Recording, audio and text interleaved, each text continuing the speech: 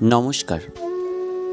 বিশ্বকবি রবীন্দ্রনাথ ঠাকুরের লেখা হারিয়ে যাওয়া, কণ্ঠে আমি অভিজিৎ। ছোট্ট আমার মেয়ে সঙ্গিনীদের ডাক শুনতে পেয়ে সিঁড়ি দিয়ে নিচের তলায় যাচ্ছিল সে নেমে।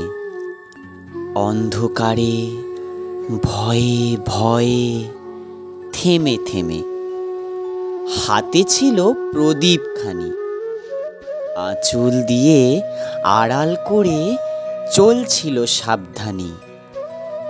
আমি ছিলাম ছাতে, তারায় ভরা চৈত্র মাসের রাতে। হঠাৎ মেয়ের কান্না শুনতে পেয়ে দেখতে গেলেম ছুটে। সিঁড়ির মধ্যে যেতে যেতে প্রদীপটা তার নিভে গেছে বাতাসেতে। সুধাই তারে, কি হয়েছে মামি? সে কেঁদে কয় নিচের থেকে, হারিয়ে গেছি আমি।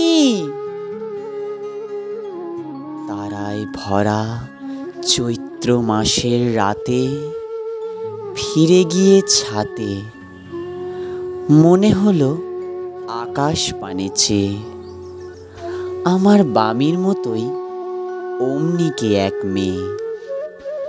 নীলাম্বরের আঁচলখানি ঘিরে দীপশিখাটি বাঁচিয়ে একা চলছে ধীরে ধীরে।